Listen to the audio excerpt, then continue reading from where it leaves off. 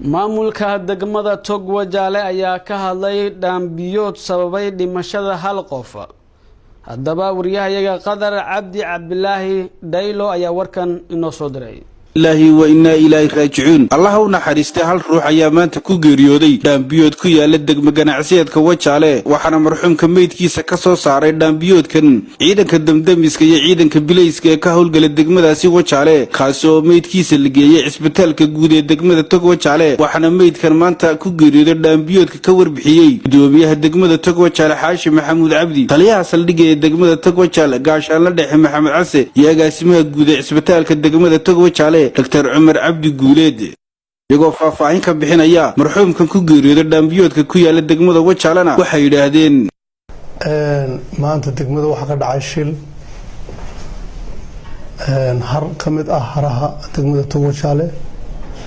ayaa waxa ku dhintay nin sakraan ahaa oo ay magaciisa ku sheegeen baadhama nin rajijiyaad waxa bay yiraahdeen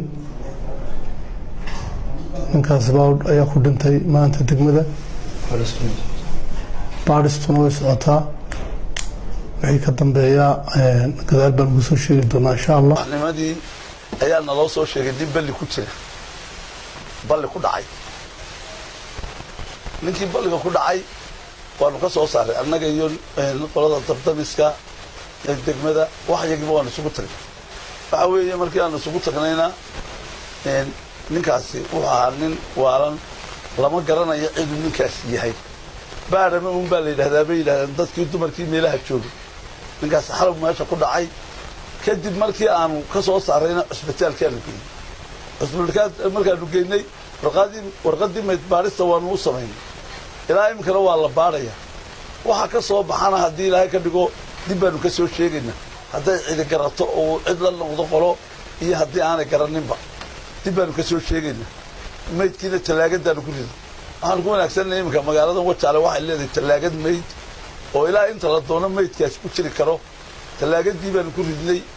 kadibna waa dib baaristiina way socotaa waxa weeye aad baan u baarayna laakiin waxa la aqoonsay kullayba ninkaas inuu reer Wajaale muddo dheer ahaa oo muddo dheer Wajaale joogo nin yar xanuunsanaya oo ahaa saaka subaxii hore waxa isbitaalka guud ee Togwa Jaale la keenay qof meyd ah waa nin dhalinyaro ah waxa weeyaan 36 iyo 40 inta u dhaxaysa meelahaas ku qiyaasayna daadiisa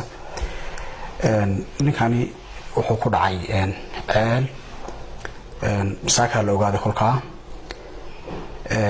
wali dadkii ma iman talaagadana lagu riday oo halkaas uu yaala wax nabro oo qabo ma jiraan dadka qaar baa waxay leeyihiin dad shaqada isbitaalka waanu garanaynaa qofkan kolka wixii baaritaan ka soo baxa hadhowbin ka soo sheegayna Qadar Cabdi Cabdilaahi telefishinka caalamiga Somali News TV magaala ganacsiyeedka degmada Togwa Jaale.